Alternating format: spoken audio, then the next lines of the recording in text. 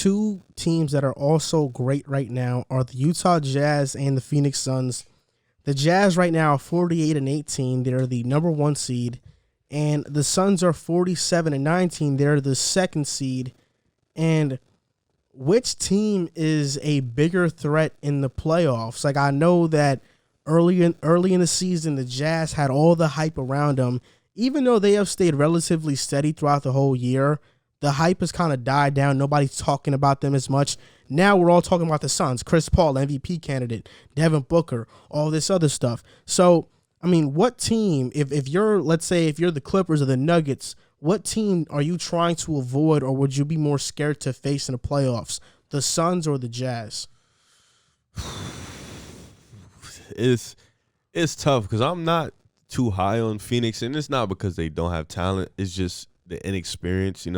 Experience, I think, does play a huge part in the NBA, in the playoffs. I think that's a big thing. And although they have Chris Paul, they have young guys like Devin Booker, Michael Bridges, DeAndre Ayton, who's never sniffed winning basketball in the NBA. So it's – and then, with Utah, coming off a 3-1, they blew a 3-1 lead, but they've had some success beating Paul George, Carmelo, and they played James Harden and them boys twice. And Chris Paul, so they know what it's like. Donovan Mitchell, he's shown that he's a pretty impressive playoff performer this early in his career.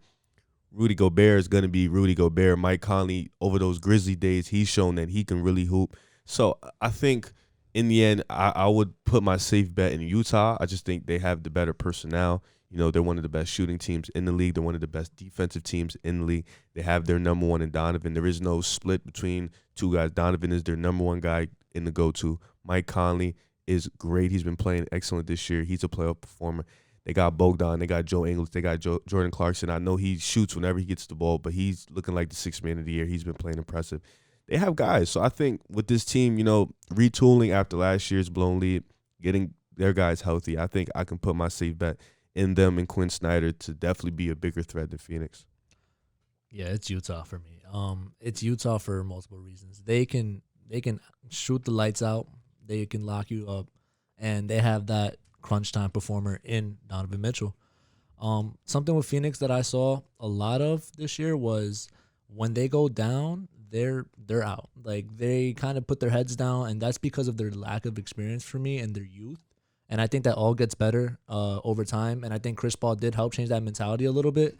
But we got to relax on the MVP talk with Chris Paul because I think Nikola already locked it up. And if it was anybody else, it would be Joel if he didn't get injured. But let's be realistic. Utah has shown us throughout the whole year that they're not a fluke, or they're not just a team that's going to lay low in the playoffs. They come out and they've beaten a bunch of teams by 30-plus points. Like, they're here and they go for the kill when it's there. If they're up 15, they're going to make that point a 25-point lead, and I think that's going to help a lot in terms of the playoffs, and I don't see them losing in the first 2 rounds. I can see them going all the way to the Western Conference Finals. The Jazz right now are 3rd in points per game, 3rd in opponents' points per game, and they're 1st in net rating. The Suns are 8th in points per game, 7th in opponent points per game, and 4th in net rating. So it's a close matchup. And if the Suns had a little bit more experience, I probably, would pick them because I'm very high on Chris Paul. I love Devin Booker. But if we're just going mano to mano, matchup versus matchup, let's just talk about the two teams. Chris Paul versus Mike Conley. Chris Paul wins that. Like, we know that, right? Donovan Mitchell versus... This one's where it gets close. Donovan Mitchell versus Devin Booker. Who Donovan. you taking? I'm taking Mitchell. Yeah, I'm taking Donovan Mitchell. Then you look at Royce O'Neal versus Mikal Bridges. Anyways. You're going Mikal Bridges. Yeah. Anyways. Then you look at Bogdan Bogdanović versus Crowder. I'm taking Bogdan. Yeah, I think it's close, but I would take depends Bogdan. on who you want. I'll probably take Bogdan too. Then Rudy Gobert and DeAndre Ayton. I would go Gobert. Yeah. I know Ayton is he's starting to be an elite defender, but I'll go Gobert. I think this matchup definitely favors Utah because they can use Gobert a lot more. Like, a lot more. I think with a team like the Lakers or the Clippers where they can go small, this would hurt Rudy.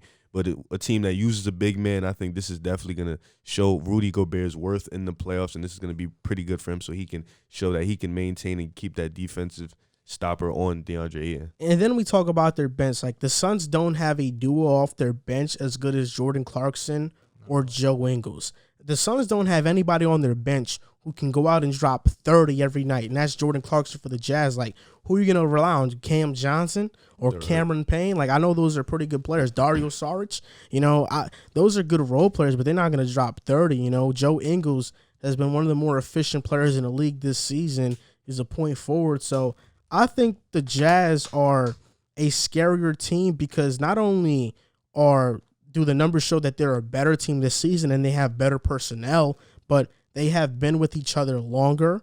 And also that you mentioned that they have that playoff experience. Like, nobody outside of Chris Paul, Dario Saric, Jay Crowder, and Torrey Craig have playoff experience on that Suns team. And that's basically saying that the Suns' most important players in Booker, Ayton, Mikal, and Cam Johnson have no playoff experience whatsoever. So I would be more scared to face the Jazz, especially losing 3-1 last year and feeling like they have something to prove this season. Even without the 3-1, people have been bashing Utah all year, treating them like a joke, not respecting Mitchell and Gobert in the All-Star game. So I know they have a chip to prove. And this guy, Mike Conley, he's been deep in the playoffs. He's been in deep runs, so he's going to be big for them. They got Bogdan. They didn't have Bogdan last year in the playoffs. They got him back for this year's playoffs. So it's just like, experience. It's the experience thing. Utah and Phoenix, Phoenix has been playing phenomenal. Shout out to Monty Williams. But I think experience is really going to hurt Phoenix. And a lot of these teams are going to outshine them because of that experience. A lot of teams this is probably the least experienced team walking into the playoffs out of the big team. So it's going to be tough for these young guys and for them to adapt because the whistle gets tighter. You don't get as many calls as you get in the regular season. Defenses get a little more aggressive. Schemes become harder. You see the same team about 5-6 times in a 1 week, 2 week span. You don't stretch it out. So it's going to be the same game plan. You're going to see a lot of some difficult things. So it's going to be the lack of experience that's going to really hurt them. But if they get past it, shout out to them. I will say one thing, and I have a question for both of you guys. Where do you guys see Devin Booker in his first playoff performance? Do you see him as a guy that will come out and explode on the scene, or do you see him going through some rough patches in the playoffs? I think because of the way he plays, the fact that he doesn't rely on his three ball, he takes the mid-range, he'll go to the basket, he has the floater in him. I think his versatility on offense is what's going to keep him from struggling. I think he's going to have a lot of turnovers, though. He's going to take a lot of shots. His field goal percentage is going to dip, but I don't think he's going to fall off a cliff completely, though. I think he'll be all right. But, he is 25, 26, so come on, man. But I think because of his versatility on offense, I think he'll be okay. It really depends on how they game plan for him. If they're coming out and they're saying, we're going to stop this guy and give him a James Harden-like treatment, double teaming him, I think he's really going to struggle. But if he, if most of the series he's going to go one-on-one, coming off screens and stuff like that, I think he'll have a pretty productive series. So I think he'll play pretty good. I think Devin Booker has been waiting on this moment since he got into the league. For a while, he's been waiting for what this. I've seen from teams in Phoenix, I see a lot of them let Booker go off and stop everybody else. I've seen games where he goes off 30, 35, and they get blown out by 20. And, you look at the box score, the team struggled, and he put on the show. I think that's the motto in going into Phoenix because Chris Paul is not at that age where he's going to really do all of that, especially at this point in the regular season. And, these other guys are young. Michael Bridges, he's great, but he's, kind of one-dimensional. He's not a guy that's going to he's kind of like a 3-and-D type of guy. Cameron Johnson too. DeAndre, he's still young, but I think that's what teams game plan when they play Phoenix. So it's gonna be it's interesting to see. Utah has defenders that they can throw at him, but it's gonna be interesting to see how they defend him. I believe Devin Booker will struggle. I believe that he's gonna force shots as his first. He's gonna feel like he's the number 2, which he is. At the end of the day, I don't believe he's the number 1 option because at the end of the day, the ball is running through Chris Paul's hands the whole time. I think Devin Booker's going to struggle a lot, and his field goal percentage might shoot to where we've seen some players shoot below. We've seen Harden go down to the 30s. We've seen Westbrook go down to the 30s. We've seen a lot of players go down to those field goal percentage in series and games, and you know it, and we all know it. I think he's going to try to do too much, but he's going to learn for it, and on top of that, Chris Paul he's a great mentor for him. So I believe without Chris Paul, they won't be there, but even if they did make the playoffs without him, Devin Booker would just try to put all the weight on his shoulders, and it would struggle tremendously. Yeah, I could definitely see that happening. Also, we have to remember that Chris Paul's playoff film is out there. You know what I'm saying? Like, I know last year with OKC against the Rockets, he played phenomenal. He had a great series. But the year before that, the Rockets versus Warriors, he looked old. Like, we thought he was washed after that series because he looked so bad in that series. So it really depends on which Chris Paul shows up. You know, we have seen this happen in the past where Chris Paul let teams have the highest of expectations, with the Clippers being a top seed year in after year, and then, you know, blowing a 3-1 lead. You know, we have seen that happen to Chris Paul before. We have seen him get injured during playoff series. Like, we have seen a lot. So that's why, back to the question, I would not want to face Utah. I would rather face Phoenix than Utah. Sure. But also, we have to cool down on the Phoenix talk, because I know that they're playing well and people are kind of getting hyped about them and praising Chris Paul, deservedly so.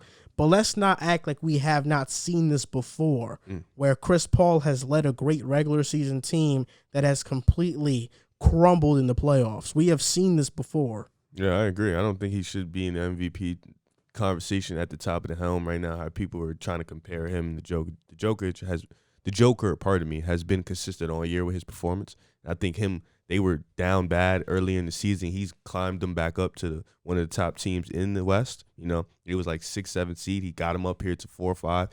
They beat the Clippers without Jamal Murray and his boys. You know, he's been on a tear without Jamal Murray. So I think the MVP case, aside from like what Seb said, Joel Embiid, who just, you know, he balled out the other day. If it's not Joel Embiid after the Joker, it's the Joker. That's it. It shouldn't be Chris Paul. That conversation should honestly be over. But, you know, people are going to be excited because, yeah, he's doing this, he's doing that. The team is impressive. Yeah, but he shouldn't be in the MVP conversation.